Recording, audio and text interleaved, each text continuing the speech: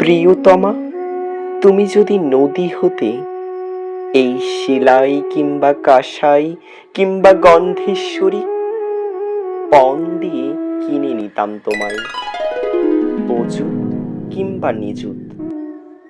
ইচ্ছে ছিল একটা নদী কেনার, পাড় ভাঙা ঘর ভাসানো নদী, থাকতো শুধু উত্তাল ঢেউয়ের কুঞ্চিত বিনুনি, না কোনো মগ্ন চড়া, না কাশফুলের নিষ্ফলা যৌবন।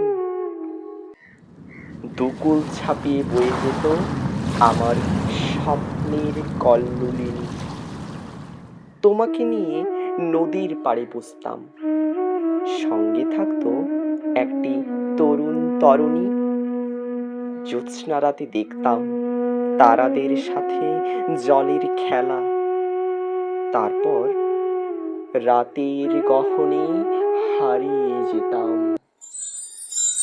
যেখানে অগভীর জলের ভিতর মিনেদের প্রসবের প্রস্তুতি চলে অবিরাম, যেখানে কুয়াশার অস্পষ্ট আলোকে গাংচিল উড়ে উড়ে স্বাদ নেয় তার প্রেয়সীর চিকন গালের চুম্বন।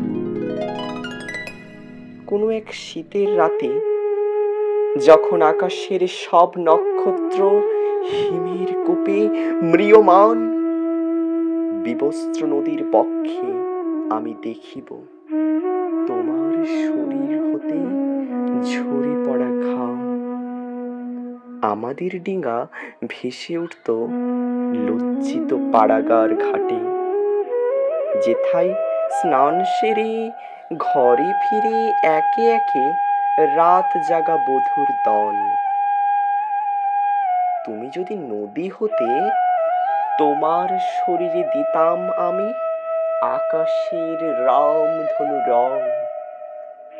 হাওয়ার আবেশে উড়ত তোমার অমাবস্যার মতো আধার কালো চুল।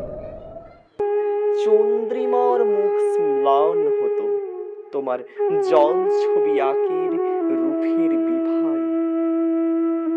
এই নদীর বুকে কেন এত প্রেম প্রেয়সী? কেন কেন এত আয়োজন?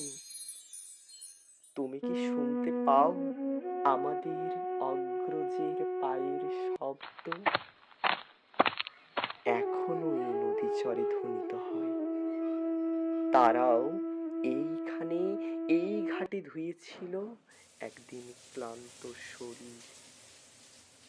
তারপর সময়ের সাথে হার মেনে নদীর হৃদয়ে হয়েছে বিলীন।